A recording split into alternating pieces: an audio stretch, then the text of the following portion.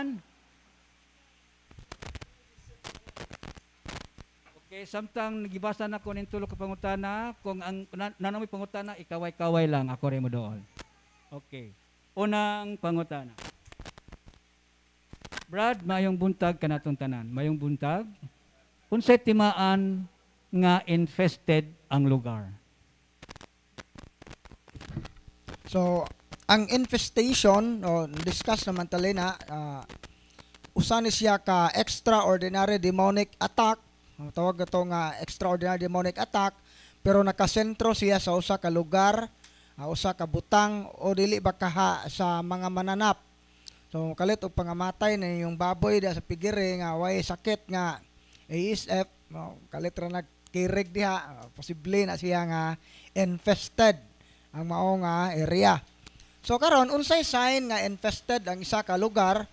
Ang infestation dunay duha ka klase. Dunay gitawag na tog hunted ug ang second one kaning gitawag nga tog dormancy.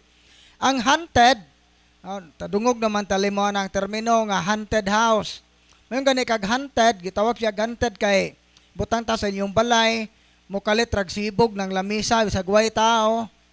Diba? Na lot of sightings. Ang imong mga silingan nga open ang third eye, makakita nga na ako noy pare ko nung galakaw-lakaw nga way kuno. Na ako noy white lady nga itom og sinina. So na white lady nga itom. Meaning na ay mga kababalanghan nga hitabo sa lugar, inyong mga appliances mo tingog ra nagkalit bisan og way nag-operate. So kana siya sign na siya nga haunted ang lugar. Mo nay usa sa mga sign sa infestation. Unya, lain pa nga sign sa infestation nga kanang aside nga hunted, sigon sa mupuyo anang baya, magkasakit-sakit. Laing sign sa infestation, kining dormancy, ang yawa, dili magpahalata nga naa.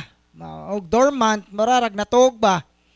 So mo na nga, kabantay mo, og dormant ang klase sa infestation sa maong lugar, pero dili nimo makita nga manglihok ng mga butang diha, di ka kadungog og mga naay manawag sa imungan, dili pareha sa hunted nga dayag yod.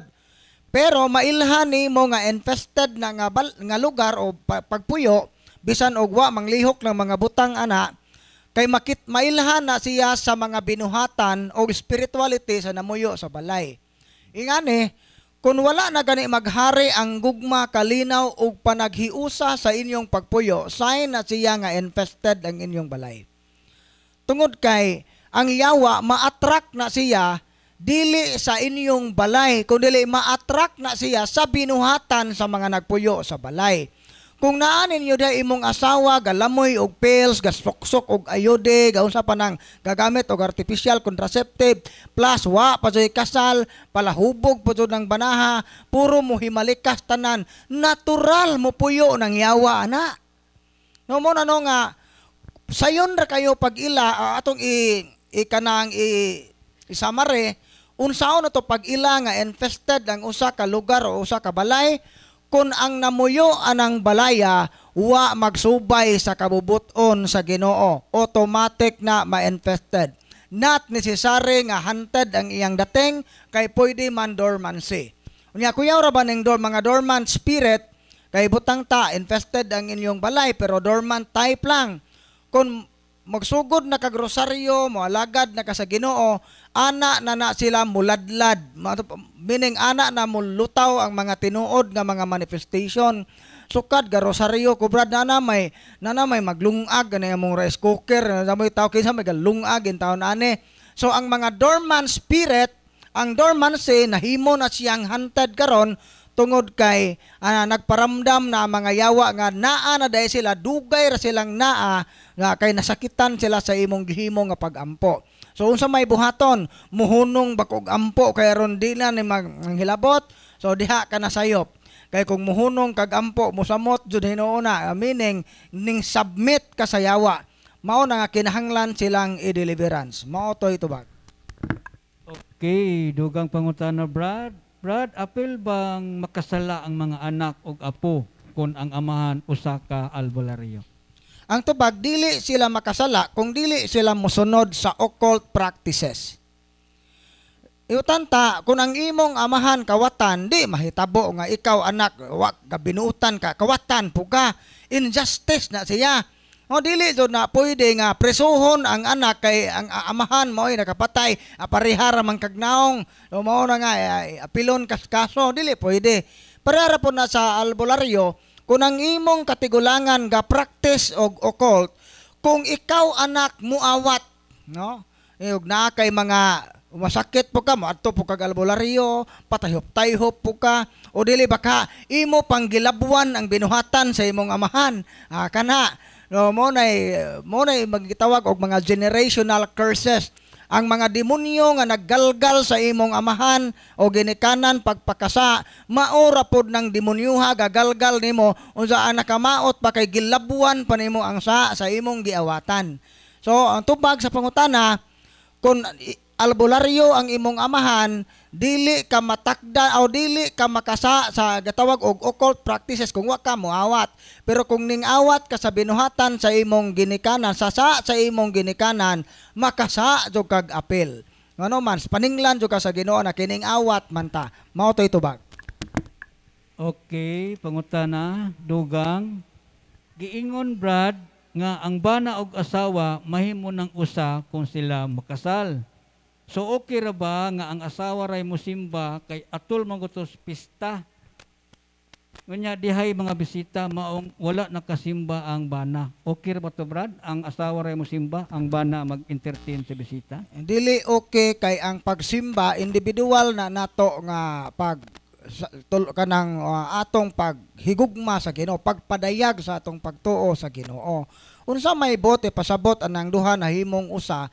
So meaning nahimo na usa na ang inyong kabubuton labi na in terms sa pakighilawas tungod sa inyong gugma na nagkahiusa mo og kana nga pagkahiusahan sa magtiayon ning bunga og laing persona nga mao ang mga anak nga bunga sa inyong gugma.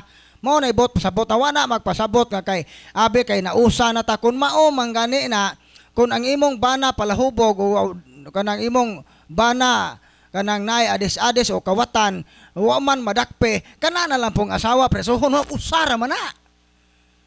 No mo nga dili na mao nga prinsipyo arita sa kanang pista. Daghang mo justify nga di kuno sila makasimba panahon sa pista kay daghang bisita. Ato ning iklaro ang matuod nga katuyuan sa pista. Ang highlight sa pista gyud mao ang misa, pagpasalamat sa Ginoo sa mga grasya nga dadawat pinaagi sa panabang sa atong patron. So mao nang nagpakaon ta agi og pag-express, pagpadayag sa atong pagpasalamat sa Ginoo. Kaya ato man ang mabasa diha sa 1 Corinto 10 at 20 10:31 atong basahon na ang gingon dire. Busa kung mukaon o muinom kamo o magbuhat bisan unsa, buhata ang tanan pagpasidungog sa Dios. So kana dayang atong pagihawg baboy pagpakaon, ang atong gipasidunggan ana ang Dios dili ang imong mga bisita. Kung pananglit gaihaw kag baboy wa na kay simba-simba, so ang imong gipasidunggan sa pista ang imong mga bisita, dili na ang Ginoo. So nahug na hinuon nga ang piyesta nahimong okasyon sa pagpakasa. Dapat unta usa ni ka okasyon sa pagdaig ug pagpasidungog sa Dios. Wa mo simba pero kakamang-kamang sa kahubog. Kinsa man ginuuha imong gipasidunggan si Satanas. Mao man jud na ang tinubdan sa sala. So mao na no nga kung atong pagsaulog og pista wa na ta mo simba kay gituman nato ang kaon. Gani kini may pinakamuot. Daghang og mapista kanang bawsanay bitaw boss bola ihaw dire lab dadanay og imnunon unsa wa gani kahibaw kinsay patron